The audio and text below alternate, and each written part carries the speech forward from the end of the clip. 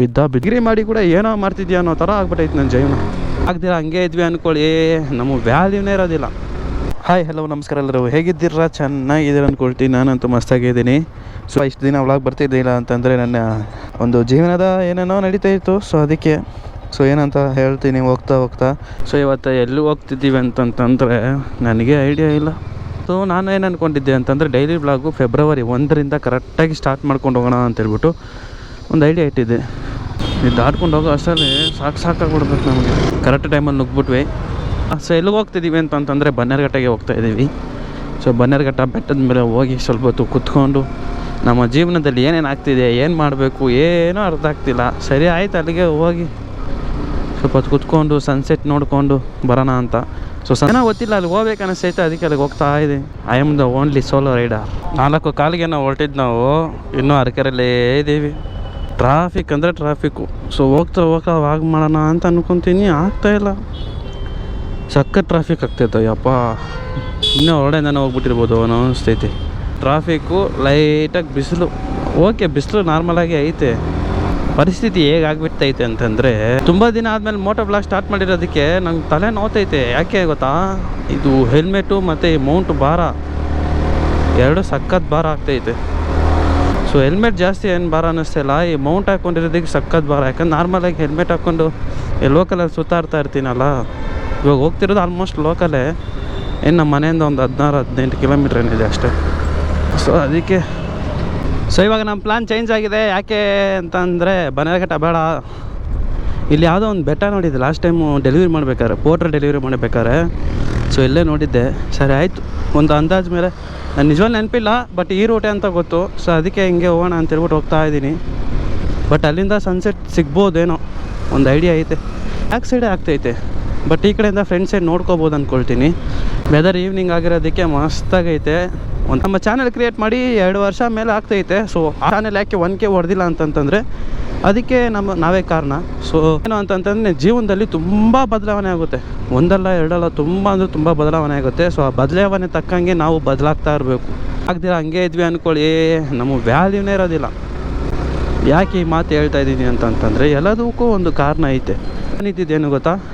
College ಮುಗಿಸಿದ ತಕ್ಷಣ first ನಾವು ಚಿಕ್ಕ ರೈಡ್ ಮಾಡ್ಕೊಳ್ಳೋಣ ಇಲ್ಲೇ. ಸೊ ಅಷ್ಟೊತ್ತಿಗೆ ಹೆಂಗಾದರೂ ಮಾಡಿ 1K ಸಬ್ಸ್ಕ್ರೈಬರ್ಸ್ ಮಾಡಿಸ್ಬಿಡೋಣ.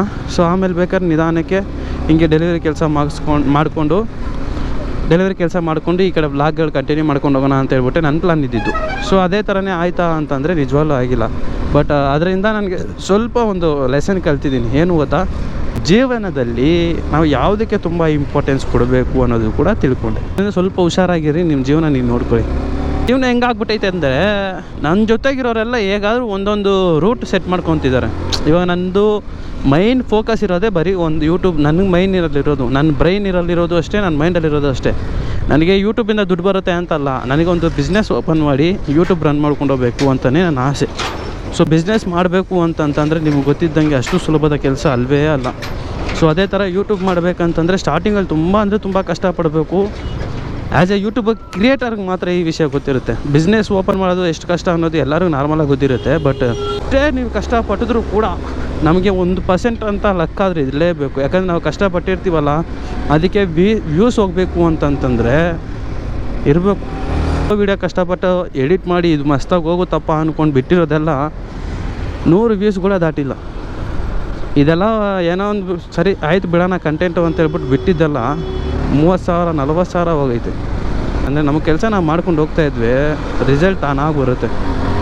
ನೀವೊಂದು ಕೆಲಸ ಸ್ಟಾರ್ಟ್ ಮಾಡ್ತೀರಾ, ಏನಾದ್ರು ಮಾಡ್ತೀರಾ ಅಂತಂದರೆ ಹೊಸ್ದಾಗಿ ಪಕ್ಕದಲ್ಲಿರೋರೆಲ್ಲ ನಿಮ್ಮನ್ನ ಕ್ರಿಟಿಸೈಸ್ ಮಾಡ್ತಾರೆ, ನಿಮ್ಮ ಮೇಲೆ ಕಾಮಿಡಿ ಮಾಡ್ತಾಯಿದ್ದಾರೆ. ಸೊ ಅದಕ್ಕೆ ನಾನು ತಲೆ ಕೆಡಿಸ್ಕೋಬಾರ್ದು. ಆರಾಮಾಗಿ ಜೀವನದಲ್ಲಿ ಹೆಂಗಿರ್ಬೇಕು ಹಂಗಿರ್ಬೇಕಷ್ಟೆ. ನನಗೆ ಫುಲ್ ಆಫ್ ಕನ್ಫ್ಯೂಷನ್ ಇದೆ ಗೊತ್ತಾ? ಈ ಕಡೆ ಲೈಫ್ ನೋಡಬೇಕಾ, ಈ ಕಡೆ ಕೆರಿಯರ್ ನೋಡಬೇಕಾ, ಇಲ್ಲ ನನ್ನ ಮೈಂಡ್ ಹೇಳೋದು ಮಾಡಬೇಕಾ, ಇಲ್ಲ ಎಂಜಾಯ್ ಮಾಡಬೇಕಾ? ಮಿಡಲ್ ಕ್ಲಾಸ್ ಆದವ್ರಿಗೆಲ್ಲ ಇದೇ ಗತಿ. ಒಂದು ವಿಷಯ ನಾನು ಕ್ಲಾರಿಫೈ ಮಾಡ್ತೀನಿ, ಏನು ಗೊತ್ತಾ? ಅಂತ ವ್ಲಾಗ್ಗಳು ಬಿಟ್ಬಿಟ್ಟು ಇನ್ಫಾರ್ಮೇಷನ್ ವೀಡಿಯೋಸ್ ಕೊಡ್ತಿದ್ದೀನಿ ಅಂತ ಕೇಳ್ತಾ ಇದ್ದಾರೆ ಕೆಲವರು. ನನ್ನ ಫಾಲೋವರ್ಸ್ ಆಗಲಿ, ನನ್ನ ಫ್ರೆಂಡ್ಸ್ ಆಗಲಿ, ಎಲ್ಲರಿಗೂ ಇದರಲ್ಲೇ ವೀಡಿಯೋದಲ್ಲಿ ಒಂದು ಆನ್ಸರ್ ಮಾಡ್ತೀನಿ. ನನಗೇನು ಅಂತಂತಂದರೆ ನಾನು ಎಂಟರ್ಟೈನ್ಮೆಂಟ್ ಫೀಲ್ಡಲ್ಲಿ ಓಕೆ ನಾನು ಕೊಡ್ತೀನಿ ಅಂತ ಒಂದು ನಂಬಿಕೆ ಐತೆ. ಎಂಟರ್ಟೈನ್ಮೆಂಟು ಅಟ್ಲೀಸ್ಟ್ ಇವಾಗ ನನ್ನ ಕೈಲಿ ಆಗಿಲ್ಲ ಅಂತಂದರು, ಯಾಕಂದರೆ ನಾನೆಲ್ಲ ಎಂಟರ್ಟೈನ್ಮೆಂಟ್ ಕೊಡಬೇಕಂದ್ರೆ ನಾನು ಈಚೆ ಹೋಗ್ತಾ ಇರಬೇಕು, ಎಲ್ಲ ಸುತ್ತಾಡೋಕ್ಕೆ ಹೋಗ್ತಾ ಇರಬೇಕು. ಸೊ ಅವಾಗ ನನ್ನ ಹತ್ರ ದುಡ್ಡು ಇರಬೇಕು, ಫೈನಾನ್ಷಿಯಲಿ ಸ್ವಲ್ಪ ನಾನು ಇವಾಗ ತುಂಬ ವೀಕಲ್ಲಿ ಇರಬೇಕಾದ್ರೆ ನಾನು ಏನು ಮಾಡೋದಕ್ಕಾಗೋದಿಲ್ಲ. ಸೊ ಇವಾಗ ನನ್ನ ಪ್ರೆಸೆಂಟ್ ಸಿಚುವೇಶನ್ ತಪ್ಪಾಗಿರ್ಬೇಕಾದ್ರೆ ನಾವೇನು ಮಾಡೋದಕ್ಕಾಗಲ್ಲ. ಸರಿ, ಅಟ್ಲೀಸ್ಟು ನನಗೆ ಇನ್ನೊಂದು ಏನು ಗಿಲ್ಟ್ ಇರುತ್ತೆ ಅಂತಂತಂದರೆ ನಮ್ಮ ವೀಡಿಯೋಯಿಂದ ಏನು ಲಾಭ ಅಂತ ಯಾರಾದರೂ ಕೇಳಬಾರ್ದು. ಯಾಕಂದರೆ ನಾವು ಈ ಥರ ಇನ್ಫಾರ್ಮೇಷನ್ ವೀಡಿಯೋಸು ಕೊಡಬೇಕು, ಈ ಕಡೆ ಎಂಟರ್ಟೈನ್ಮೆಂಟು ಕೊಡಬೇಕು, ಅದು ನನ್ನ ಮೈಂಡಲ್ಲಿರೋದು. ನಾವು ಇವಾಗ ಇನ್ಫಾರ್ಮೇಷನ್ ಮಾತ್ರ ಕೊಡೋ ಥರ ಇದ್ದೀವಿ ಅಂತಂತಂದರೆ ಅರ್ಥ ಮಾಡ್ಕೊಳ್ಳಿ. ಅದಕ್ಕೆ ಅಂತ ಒಂದು ಇದೇ ಐತೆ, ಆಫ್ಟರ್ ಡಿಗ್ರಿ ಗೊತ್ತಾಗುತ್ತೆ ಎಲ್ಲ ಜೀವನ ಹೆಂಗಿರುತ್ತೆ ಅಂತ ಹೇಳ್ಬಿಟ್ಟು. ರೇಂಜಿಗೆ ಪುಂಗ್ತಾ ಇದೆಯಾ ಅಂತಂತಂದರೆ ಅನುಭವಿಸೋರನ್ನು ಗೊತ್ತಾಗುತ್ತೆ ಕಣ್ರಿ. ಜೀವನ ಡಿಗ್ರಿ ಆದಮೇಲೆ ಅನುಭವಿಸಿ ನೋಡ್ರಿ, ಗೊತ್ತಾಗುತ್ತೆ. ಮನೇಲಿ ಏನಪ್ಪ ಕೆಲ್ಸಕ್ಕೆ ಹೋಗಿಲ್ವಾ ಅಂತ ಕೇಳ್ತಾರೆ. ಈ ಕಡೆ ಮಾಸ್ಟರ್ಸ್ ಮಾಡಿದ್ರೆ ವ್ಯಾಲ್ಯೂ ಇರುತ್ತಾ ಇಲ್ವಾ ಅನ್ನೋದೇ ಒಂದು ಡೌಟು. ನನ್ನ ಕೆರಿಯರ್ ಇರೋದೇ ಬೇರೆ ಕಡೆಗೆ, ನನ್ನ ಎಜುಕೇಷನ್ ಇರೋದೇ ಬೇರೆ ಕಡೆಗೆ. ಸೊ ಬಿಸ್ನೆಸ್ ವೈಸ್ ನಾವು ಏನೇನು ಕಲಿಬೇಕು ಆಲ್ಮೋಸ್ಟ್ ಕಾಮರ್ಸ್ ಫೀಲ್ಡಲ್ಲಿ ಕಲ್ತಾಯಿತ್ತು. ಇನ್ನು MCOM MBA ಮಾಡಿ ನಾನೇನು ಮಾಡಲಿ? ಗೌರ್ಮೆಂಟ್ ಕೆಲ್ಸಕ್ಕೆ ಹೋಗಲ್ಲ. ಗೌರ್ಮೆಂಟ್ ನಾವು ಮಾಡ್ತಿರೋ ಕೆಲಸದ ಮೇಲೆ ರೆಸ್ಪೆಕ್ಟ್ ಅನ್ನೋದು ಇರಬೇಕು. ಅದಿಲ್ಲ ಅಂತಂದರೆ ಆ ಜಾಗದಲ್ಲಿ ನಾವು ಇರೋದೇ ವೇಸ್ಟು. ಸೊ ಆ ಮನಸ್ಸಿಗೆ ಏನು ಮನ್ಸುತ್ತೋ ಅದು ಮಾಡೋಣ ಅಂತ ಹೇಳ್ಬಿಟ್ಟೆ ವ್ಲಾಗ್ ಸ್ಟಾರ್ಟ್ ಮಾಡೋಣ ಅಂತ ಹೇಳ್ಬಿಟ್ಟು ಸ್ಟಾರ್ಟ್ ಮಾಡಿದೆ. ಅದಾದಮೇಲೂ ಒಂದು ಇನ್ಸಿಡೆಂಟ್ ಆಯಿತು, ಕೆಲವು ಇನ್ಸಿಡೆಂಟು. ನಾನು ಯಾಕಪ್ಪ ಜಾಸ್ತಿ ಸಬ್ಸ್ಕ್ರೈಬ್ ಮಾಡಿ ಅಂತ ಬಾಯಿ ಬಡ್ಕೊಳ್ಳಲ್ಲ ಅಂತಂದರೆ ಕೆಲವು ಇನ್ಸಿಡೆಂಟ್ ಆಗಿರುತ್ತೆ ಜೀವನದಲ್ಲಿ. ಯಾಕಪ್ಪ ಪ್ರತಿಯೊಂದಕ್ಕೂ ಯಾರು ಒಬ್ಬರಿಗೆ ಏನಾದ್ರು ಆಗಬೇಕು ಅಂತಂದ್ರೆ ಏನೋ ಒಂದು ಆಗಿರುತ್ತೆ ಜೀವನದಲ್ಲಿ. ಅದೇ ಥರ ನನ್ನ ಜೀವನದಲ್ಲೂ ಆಗೈತೆ. ನಮ್ಮ ಪ್ರಕಾರ ಲೆಫ್ಟ್ ತೊಗೋಬೇಕಿತ್ತು, ನಾನು ಹಿಂಗೆ ಹೋಗ್ತಾಯಿದ್ದೀನಿ. ಅಂದರೆ ಅವಾಗ ಯಾವಾಗೋ ಒಂದು ಸಲ ಬಂದಿದ್ದು, ನನಗೆ ಕರೆಕ್ಟಾಗಿ ನೆನಪಿಲ್ಲ ಹಿಂಗೆ ಹೋದ್ನಾ ಇಲ್ಲ ಹಂಗೆ ಹೋದ್ನಾ ಅಂತ. ಸ್ವಲ್ಪ ದೂರ ಹೋಗೋಣ ಈ ರೋಡೆಲ್ಲ ಅಂತಂದರೆ ಮತ್ತೆ ವಾಪಸ್ ಹಂಗೆ ಹೋಗೋಣ. ಫೋಟೋ ಗೀರ ಎಲ್ಲ ಏನು ಇಟ್ಕೊಂಡಿಲ್ಲ, ಮೈಂಡಲ್ಲಿ ಮಾತ್ರ ಇತ್ತು ಬಿಡು ನೆಕ್ಸ್ಟ್ ಟೈಮ್ ಬರ್ಬೇಕಾದ್ರೆ ನೋಡ್ಕೊಂಡು ಹೋಗೋಣ ಅಂತ ಅಷ್ಟೇ. ಆ್ಯಕ್ಟರ್ಸ್ ಲೈಫ್ ಯಾಕೆ ಕಷ್ಟ ಅಂತಂದರೆ ಇದಕ್ಕೆ ನೋಡಿ, ಜೀವನ ಒಂಥರ ಪರ್ಸ್ನಲ್ ಲೈಫ್ ಹಾಕ್ಕೊಂಡು ಹೋಗ್ತಾ ಇರುತ್ತೆ.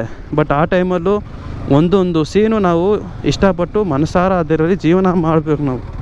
ಈವನ್ ಸಂತೋಷವಾಗಿದ್ದರೂ ಪರವಾಗಿಲ್ಲ, ದುಃಖವಾಗಿದ್ದರೂ ಪರವಾಗಿಲ್ಲ, ಏನು ಮಾಡೋದಕ್ಕಾಗೋದಿಲ್ಲ, ಹಂಗೆ ಆಗ್ಬಿಡುತ್ತೆ ಜೀವನ. ಡಿಗ್ರಿ ಮಾಡಿ ಕೂಡ ಏನೋ ಮಾಡ್ತಿದ್ಯಾ ಅನ್ನೋ ಥರ ಆಗ್ಬಿಟ್ಟೈತೆ ನನ್ನ ಜೀವನ. ಅದಕ್ಕೆ ಈ ಕಡೆ ಇಂಟರ್ವ್ಯೂ ಎಲ್ಲ ಟ್ರೈ ಮಾಡಿದ್ದೀನಿ. ಇಂಟರ್ವ್ಯೂಗೆ ಏನಾಯಿತು ಗೊತ್ತಾ, ಹತ್ರ ಒಂದು 4-5 ಇಂಟರ್ವ್ಯೂ ಅಟೆಂಡ್ ಆಗಿದ್ದೀವಿ. 3-4 ಇಂಟರ್ವ್ಯೂ ಅಟೆಂಡ್ ಆಗಿರ್ತೀವಿ. ಇದೆ ರೀ, ಅಲ್ಲಿ ಕಾಣ್ತಿದೆಯಲ್ಲ ಅದೇ ಬೆಟ್ಟನೇ, ಅಲ್ಲಿಗೆ ಹೋಗೋಣ, ಕಂಟಿನ್ಯೂ ಮಾಡೋಣ. ಅಲ್ಲಿಗೆ ಹೆಂಗೆ ಹೋಗೋದು, ಅಲ್ಲಿ ಸನ್ಸೆಟ್ ಸ್ಟಾರ್ಟ್ ಆಯಿತು, ಅಲ್ಲಿ ಹೆಂಗೆ ಹೋಗೋದು ಇರ್ಬೇಕಾದ್ರೆ ನಾವು ಇಂಟರ್ವ್ಯೂಗೆ ಹೋಗಿದ್ವಿ. 2 ಇಂಟರ್ವ್ಯೂ ಫೇರ್ ಇಂಟರ್ವ್ಯೂ ಅಂತಂದರೆ ಕಂಪ್ನಿಗಳಿಂದನೇ ತೊಗೊಂಡಿದ್ದಂಥ ಇಂಟರ್ವ್ಯೂ. ಅದರಲ್ಲಿ ನಾವು ಆ್ಯಪ್ಟಿಟ್ಯೂಡ್ ಟೆಸ್ಟಲ್ಲಿ ಫೇಲ್ ಆಗಿ ವಾಪಸ್ ಬಂದ್ಬಿಟ್ವಿ. ಅದು ಅವ್ರಿಗೆ ಎಷ್ಟಿರಬೇಕಂತ ಗೊತ್ತಾ, ಆ್ಯಪ್ಟಿಟ್ಯೂಡ್ ಟೆಸ್ಟಲ್ಲಿ ನಿಯರ್ ಬೈ 95% ಮೇಲೆ ಬರಬೇಕಂತೆ. ಸೊ ನಮ್ಮದು 95% ಮೇಲೆ ಇಲ್ಲ.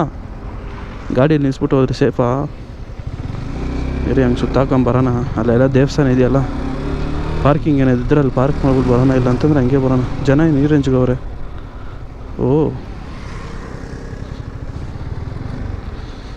ಹಿಂಗೆ ಹೋಗೋಣ ನಡ್ರಿ. ಇನ್ನೇನು ಸ್ವಲ್ಪ ಹೊತ್ತರ ಸನ್ಸೆಟ್ ಆಗಿಬಿಡುತ್ತೆ. ಕಾಯ್ಕೊಂಡು ಕೂತಿರೋಕೈತಿದ್ದ, ಇಲ್ಲೇ ಪಾರ್ಕ್ ಮಾಡಿ ಹಂಗೆ ಮೇಲೆ ಹೋಗೋಣ. ಯಾಕಂದರೆ ಏನು ಮಾಡೋದು ಹೇಳಿ, ಜೀವನ ಅರ್ಧ ಭಾಗಲಾಗ್ತಾ ಇರುತ್ತೆ. ಸೊ ಅದರಲ್ಲೂ ಈ ಥರ ಫೇರ್ ಅಲ್ದಿರ ಅನ್ಫೇರ್ ಅಂತಂದರೆ ಇವಾಗ 2 ಸಲ ಆ್ಯಪ್ಟಿಟ್ಯೂಡ್ ಟೆಸ್ಟ್ ಆಗಿ ಫೇಲ್ ಆಗಿಬಿಟ್ವಾ. ಇನ್ನೊಂದರಲ್ಲಿ 2 ಸಲ ಹೋಗಿದ್ವಿ, ಅದು ಕನ್ಸಲ್ಟೆನ್ಸಿಗೆ ಹೋಗಿ ಸಿಗಾಕೊಂಡಿದ್ವಿ. ಕನ್ಸಲ್ಟೆನ್ಸಿ ಅಂದರೆ ಏನು ಗೊತ್ತಲ್ಲ, ಕೆಲಸ ಕೊಡಿಸ್ತಾರೆ. ಆದರೆ ಅವ್ರ ಕೆಳಗಡೆ ಒಂದು 4-5 ಕಂಪ್ನಿ ಇರುತ್ತೆ, ಇಲ್ಲ ಒಂದು 20-30 ಕಂಪ್ನಿ ಕಾಂಟ್ರಾಕ್ಟ್ಗಳು ತೊಗೊಂಡಿರ್ಬೋದು. ಅವ್ರು ಏನು ಮಾಡ್ತಾರೆ ಅಂತಂದರೆ ನಮ್ಮ ಹತ್ರ ಈ ಥರ ದುಡ್ಡು ತೊಗೊಂಡು ನಿಮ್ಮ ಕೆಲಸ ಕೊಡಿಸ್ತೀವಿ ಅಂತ ಹೇಳ್ಬಿಟ್ಟು ಒಂದು ಹತ್ರ ಅದು ಕಂಪ್ನಿಗಳನ್ನೆಲ್ಲ ಪ್ರಿಫರ್ ಮಾಡ್ತಾರೆ. ಈ ಥರ ಹೋಗ್ರಿ, ಇಲ್ಲಿ ಇಂಟರ್ವ್ಯೂ ಇರುತ್ತೆ, ಅಲ್ಲಿ ಇಂಟರ್ವ್ಯೂ ಇರುತ್ತೆ ಅಂತ ಹೇಳ್ಬಿಟ್ಟು ಹೇಳ್ತಾರೆ. ನಾವು ಅಲ್ಲಿ ಹೋಗ್ಬಿಟ್ಟು ಇಂಟರ್ವ್ಯೂ ಅಟೆಂಡ್ ಮಾಡಿ ಪಾಸ್ ಆಗೋದು ಫೇಲ್ ಆಗೋದು ಅದು ನಂಬಿಬಿಟ್ಟಿದ್ದು. ಬಟ್ ಕಂಪಲ್ಸರಿ ಕೆಲಸ ಸಿಗುತ್ತೆ ಅಂತಂದರೆ ಡೌಟೇ. ಸೊ ಫಸ್ಟು ಹೋಗಿದ್ವಿ, ನಾನು ಕಿರಣೇ ಹೋಗಿದ್ದು. 3,000 ಕೇಳಿದ್ರು. ಇಲ್ಲ ಬೇಡ, ನಾವು ದುಡ್ಡು ಕೊಟ್ಟೆಲ್ಲ ಹೋಗೋದಿಲ್ಲ ಅಂತೇಳ್ಬಿಟ್ಟು ವಾಪಸ್ ಬಂದ್ಬಿಟ್ವಿ. ಮತ್ತೇನಾಯಿತು, 2,500 ಕೇಳಿದ್ರು. ನೆಕ್ಸ್ಟ್ ಇಂಟರ್ವ್ಯೂ ಬೇರೆ ಕಡೆನೇ, ಅಲ್ಲಿ 2,500 ಹೇಳಿದ್ರು. ಇಬ್ಬರು ಹೋಗೋದ್ರಿಂದ ಒಬ್ರಿಗೆ 2,000 ಅಂತೇಳ್ಬಿಟ್ಟು ತೊಗೊಂಡ್ರು. ಹೆಂಗಾಯಿತು ಅಂತಂದರೆ ನಮ್ಮನ್ನ ಜೀವನ ಕಷ್ಟಪಟ್ಟು ಇಂಟರ್ವ್ಯೂಗೆ ಹೋಗಿ ಕಂಪ್ನಿನಲ್ಲಿ ಜಾಯ್ನ್ ಆಗೋಣ ಅಂತಂದರು, ಅದು ಆಗಕ್ಕೆ ಬಿಡ್ತಾಯಿಲ್ಲ. ಏನು ಮಾಡೋದು, ಜೀವನ ಹಿಂಗಾದರೆ ನಮ್ಮ ಮಿಡಲ್ ಕ್ಲಾಸ್ ಜೀವನನೇ ಹಿಂಗೆ.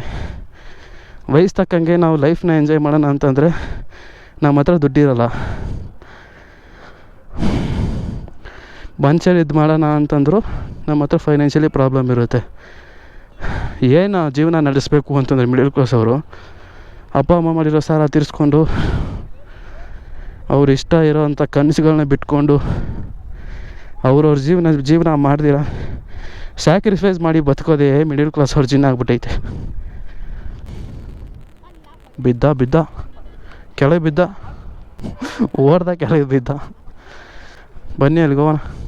ಎಲ್ಲ ಕಪಲ್ಸ್ ಆಗೇ ಕೂತ್ಕೊಂತವ್ರಲ್ಲಪ್ಪ. ಅವತ್ತು ನಾನು ಬರ್ಬೇಕಾದ್ರೆ ಇಲ್ಲಿ ಜನನೇ ಇರಲಿಲ್ಲ. ಇವಾಗ ನೋಡಿದ್ರೆ ಯಾವ ರೇಂಜಿಗೆ ಇದ್ದಾರೆ ಜನ. ಚಿಕ್ಕ ಮಕ್ಕಳು ಕಂಡ್ರೆ ಒಂಥರ ಖುಷಿ ನನಗೆ. ನಮ್ಮ ಊರಿಗೆ ಹೋದ್ರೆಲ್ಲ ಅದೇ ಒಯ್ಯೋದು, ಯಾವನೋರು ಚಿಕ್ಕ ಮಕ್ಳ ಹತ್ರನೇ ಬಿದ್ದಿರ್ತೀವಲ್ಲೋ ಅಂತ. ಇವರೇ ವಿಡಿಯೋ ವಾರೇ ವಾ, ಇಲ್ಲಿಂದ ಮಸ್ತಾಗಿ ಕಾಣ್ತೈತ್ರಿ. ಅರೆ ನಮ್ಮ ಗಾಡಿ ಕಾಣ್ತಾ ಇಲ್ಲ, ವಿಡಿಯೋ ಮಾಡೋಣಿರಿ.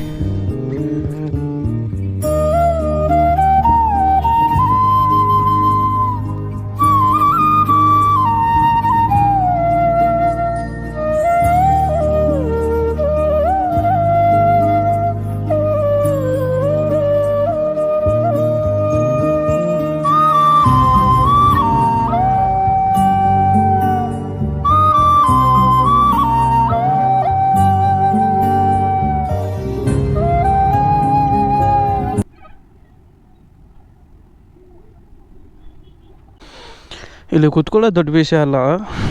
ಸೊ ಅಲ್ಲಿ ಗಾಡಿ ನನಗಿದೆ ಭಯ ನೋಡಿ, ಒಬ್ಬೊಬ್ಬನೇ ಬಂದರೆ ಗಾಡಿದೇ ಒಂಥರ ತಲೆನೋವು ಆಗಿಬಿಡುತ್ತೆ. ಸೊ ಸೇಫ್ಟಿಯಾಗಿ ನೋಡ್ಕೋಬೇಕಲ್ಲ ಅಂತ ಆ ರೋಡಲ್ಲಿ ಬಂದಿದ್ದೀಗ. ಹಿಂಗೆ ಬಂದು ಇಲ್ಲಿ ಗಾಡಿ ನಿಲ್ಸೋಣ ಅಂದ್ಕೊಂಡ್ವಿ. ಇಲ್ಲಿಂದ ಹಿಂಗೆ ಬಂದು ಗಾಡಿ ನಿಲ್ಲಿಸಿಬಿಟ್ಟು ಕಾಯ್ತಾ ಇದ್ವಿ. ಸೊ ಇನ್ನೂ ಸ್ವಲ್ಪ ಹೊತ್ತು ಇಲ್ಲೇ ಕೂತ್ಕೊಳ್ಳೋಣ ಅಂದ್ಕೊಂಡ್ರೆ ನಮ್ಮ ಗಾಡಿ ನಮ್ಗೆ ಕಾಣ್ತಾನೆ ಇಲ್ಲ ಅಲ್ಲಿಂದ. ಸೊ ಅದಕ್ಕೆ ಪರವಾಗಿಲ್ಲ, ಲೇಟ್ ಆದರೂ ಪರವಾಗಿಲ್ಲ, 1 ಅವರ್ ಇಲ್ಲೇ ಕೂತ್ಕೊಂಡಿರೋಣ. ಬಟ್ ನಮ್ಮ ಕಣ್ಣು ಮುಂದೆ ನಮ್ಮ ಗಾಡಿ ಇರಬೇಕಷ್ಟೆ.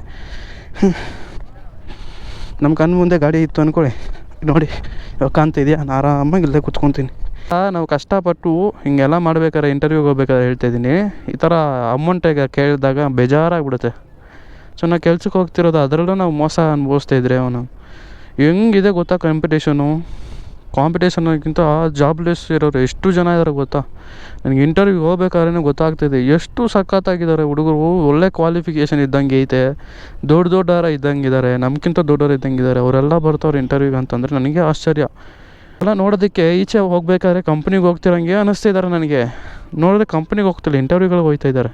ಸುಮ್ಮನೆ ತಿಂಗಳಿಗೆ ಎಷ್ಟು ಕಮಿಟ್ಮೆಂಟ್ ಅಂತ ಇರುತ್ತೆ, ಆ ಕಮಿಟ್ಮೆಂಟ್ ಕಂಪ್ಲೀಟ್ ಮಾಡಿಕೊಂಡು, ರೈಡ್ಗಳು ಕಂಪ್ಲೀಟ್ ಮಾಡಿಕೊಂಡು ಜೀವನ ಹಿಂಗೆ ಸಾಗಿಸ್ಕೊಂಡು ಹೋಗ್ಬೇಕು. ಸೊ ಈ ಪ್ಲೇಸಿಂದ ನಾವು ಬಾಯ್ ಹೇಳೋ ಅಂಥ ಸಮಯ. ಹೊರಡೋಣ.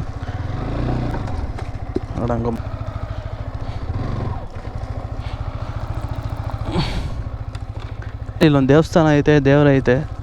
ಬಟ್ ನಾವು ಇವತ್ತು ಹೋಗಿಲ್ಲ, ಬರುವ ಇನ್ನೊಂದು ಸಲ. ಬಟ್ ಇಲ್ಲಿ ಚೆನ್ನಾಗೈತೆ, ಅಲ್ಲಿಗಿಂತ ಇಲ್ಲಿ ಚೆನ್ನಾಗೈತೆ. ಎಲ್ಲಿ ಹೇಳಿ, ಬನ್ನೇರುಘಟ್ಟಕ್ಕಿಂತ ಇಲ್ಲಿ ಚೆನ್ನಾಗೈತೆ.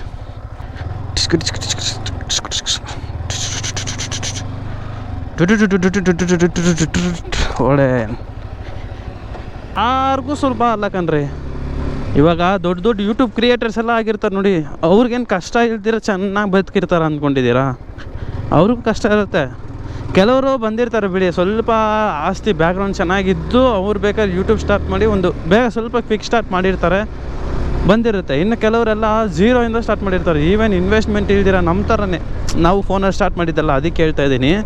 ಸೊ ಇದು ನಮ್ಮ ಥರನೇ ಈ ಥರ ತುಂಬ ಜನ ಸ್ಟಾರ್ಟ್ ಮಾಡಿರ್ತಾರೆ ಝೀರೋ ಅಂತಂದರೆ. ಯಾವಂತಾನೇ ಕಷ್ಟ ಇಲ್ಲ. ಅಂಬಾನಿಗೂ ಕಷ್ಟನೇ, ಬೀದಿಲಿರೋ ನಾಯಿಗೂ ಕಷ್ಟನೇ, ಎಲ್ಲರಿಗೂ ಕಷ್ಟ ಇರೋದೆ. ಸೊ ಇದರಲ್ಲಿ ನಾವು ರೈಡ್ನ ಹೆಂಗೆ ಮ್ಯಾನೇಜ್ ಮಾಡ್ಕೋಬೇಕು, ಐಡಿಯಾ ಇಟ್ಕೊಂಡು ಕರೆಕ್ಟಾಗಿ ಪ್ಲ್ಯಾನ್ ಮಾಡ್ಕೊಂಡು ಹೋಗ್ಬೇಕು ಅನ್ನೋದೇ ನಮ್ಮ ಪ್ಲ್ಯಾನು. ನಡಿ ಆಯಿತು, ಅವ್ರವ್ರ ಜೀವನ ಅವ್ರವ್ರದ್ದು. ನಮ್ಮದೇನೈತೆ, ನಮ್ಮ ಯೂಟ್ಯೂಬ್ ಐತೆ, ನಾವು ಅದ್ರ ಮೇಲೆ ಸ್ವಲ್ಪ ಫೋಕಸ್ ಆಗಿ ಕನ್ಸಿಸ್ಟೆನ್ಸಿಯಾಗಿ ಮುಚ್ಕೊಂಡು ನಮ್ಮ ಕೆಲಸ ಏನೈತೆ ಅದು ಮಾಡ್ಕೊಂಡು ಹೋಗ್ತಾ ಇರಬೇಕಷ್ಟೆ. ಲಾಸ್ಟ್ಗೆ ಏನು ಹೇಳ್ತೀನಿ ಅಂತಂದರೆ, ಕಷ್ಟ ಎಲ್ಲರಿಗೂ ಇರೋದೆ, ಮುಚ್ಕೊಂಡು ಅದ್ರಲ್ಲಿ ಜೀವನ ನಾವು ಎಷ್ಟು ಚೆನ್ನಾಗಿ ಎಂಜಾಯ್ ಮಾಡ್ಕೊಂಡು ಹೋಗ್ಬೇಕು ಅನ್ನೋದನ್ನ ಕಲೀರಿ. ನಮಗೆಲ್ಲ ಅದರಲ್ಲೂ ಒಂದು ಡೆಸ್ಟಿನೇಷನ್ ಅನ್ನೋದು ಇರುತ್ತೆ ಗೊತ್ತಾ. ಹೆಂಗೆ ಅಂತಂದರೆ, ಚಿಕ್ಕ ವಯಸ್ಸಿಂದ ಓದ್ಕೊಂಡು ಬರ್ತಾ ಇರ್ತೀವಿ, ಸಾಕಪ್ಪ 10th ಮುಗಿದ್ರೆ ಲೈಫ್ ಚೇಂಜು, ಟರ್ನಿಂಗ್ ಪಾಯಿಂಟು ಅಂತಾರೆ. PU ಬಂದಿದ ತಕ್ಷಣ PU ಮುಗಿಸ್ಕೊ, ಇನ್ನು ಲೈಫ್ ಸೆಟ್ಲು, ಟರ್ನಿಂಗ್ ಪಾಯಿಂಟು ಅಂತಾರೆ. PU ಮುಗಿಸ್ಕೊಂಡು ಡಿಗ್ರಿಗೆ ಬರ್ತೀವಿ, ಡಿಗ್ರಿನೂ ಅಷ್ಟೇ same to same turning point. ಜೀವನ ತುಂಬ ಇಂಪಾರ್ಟೆಂಟ್ ಆಗಿರುತ್ತೆ, ಚೆನ್ನಾಗಿ ಓದಿ ಪಾಸಾಗಿ ಅಂತಾರೆ. ಇವಾಗ ಡಿಗ್ರಿ ಮುಗಿಸಿದ ತಕ್ಷಣ ನಮಗೆ ಡೆಸ್ಟಿನೇಷನ್ ಅನ್ನೋದೇ ಇರೋದಿಲ್ಲ ನೋಡಿ. ಇವಾಗ ನಮ್ಮ ಏನು ಚೂಸ್ ಮಾಡ್ತೀವೋ ಅದೇ ನಮ್ಮ ಡೆಸ್ಟಿನೇಷನ್ ಇರುತ್ತೆ. ನಾವೆಲ್ಲ ಬಿಟ್ಬಿಟ್ಟು ಹೇಗಾರು ಸಾಲ ಗೀಲ ಮಾಡ್ಕೊಂಡು ಬಿಸ್ನೆಸ್ ಮಾಡ್ತೀನಿ ಅಂದರೆ ಅದೇ ನಿಮ್ಮ ಡೆಸ್ಟಿನೇಷನ್. ಇಲ್ಲ ನಂಗೆ ಯಾವುದು ಬೇಡ, ನಾನು ಗೌರ್ಮೆಂಟ್ ಕೆಲಸ ಮಾಡ್ತೀನಿ, ಅದೇ ಡೆಸ್ಟಿನೇಷನ್. ಅದು ಬೇಡ, ನಾನು ಕಂಪ್ನಿನ ಕೆಲಸ ಮಾಡ್ಕೊತೀನಿ ಅಂತಂದರೆ ಅದೇ ನಿಮ್ಮ ಡೆಸ್ಟಿನೇಷನ್. ಎಲ್ಲ ಅದು ನಿಮ್ಮ ಮೇಲೆ ಚಾಯ್ಸ್ ಇರಬೇಕಾದ್ರೆ ಏನು ಮಾಡಬೇಕಂತ ಓಡೋದೇ ಇಲ್ಲ ತಲೆ. ಆ ಸಿಚುವೇಷನಲ್ಲಿ ನಾನು ಇವಾಗಿದ್ದೀನಿ, ನಂಗೆ ಡೆಸ್ಟಿನೇಷನ್ ಏನಂತಲೇ ಗೊತ್ತಿಲ್ಲ. ಅದೇ ಥರನೇ ನಮ್ಮ ಜೀವನನೂ ಈಗ ಆ ಸಿಚುವೇಷನಲ್ಲಿ ನಾನು ಇವಾಗಿದ್ದೀನಿ. ಸೊ ಈಗ ನಾನು ಏನು ಚೂಸ್ ಮಾಡ್ತೀನೋ ಅದೇ ನನ್ನ ಜೀವನ. ಇವಾಗ ಕಮಿಟ್ಮೆಂಟ್ ಪ್ರಕಾರ ಸ್ವಿಗ್ಗಿ ಮಾಡಿಕೊಂಡು ಯೂಟ್ಯೂಬ್ ಮಾಡ್ಕೊಂಡು ಹೋಗೋಣ ಅಂತಂತಂದರೆ ಸ್ವಿಗ್ಗಿನಲ್ಲಿ ಮಾಡ್ಬಿಟ್ಟು ಬಂದು ಟಯರ್ಡ್ ಆಗಿಬಿಡ್ತೀವಿ. ಎಷ್ಟು ಟಯರ್ಡ್ ಆಗುತ್ತೆ ಅಂತಂದರೆ we cannot express in words. ಅದೇ ಎಕ್ಸ್ಪೆಕ್ಟ್ ಮಾಡ್ತಿದ್ದೀನಿ ಅಂತಂದರೆ ಮಂಡೇ ಟು ಫ್ರೈಡೇ ನಂಗೆ ಫುಲ್ಲು ಕೆಲಸ ಸಿಗಬೇಕು, ಸಾಟರ್ಡೆ ಸಂಡೇ ರಜಾ ಇರಬೇಕು ಅಂತ ನಾನು ಎಕ್ಸ್ಪೆಕ್ಟ್ ಮಾಡ್ತಿರೋದು.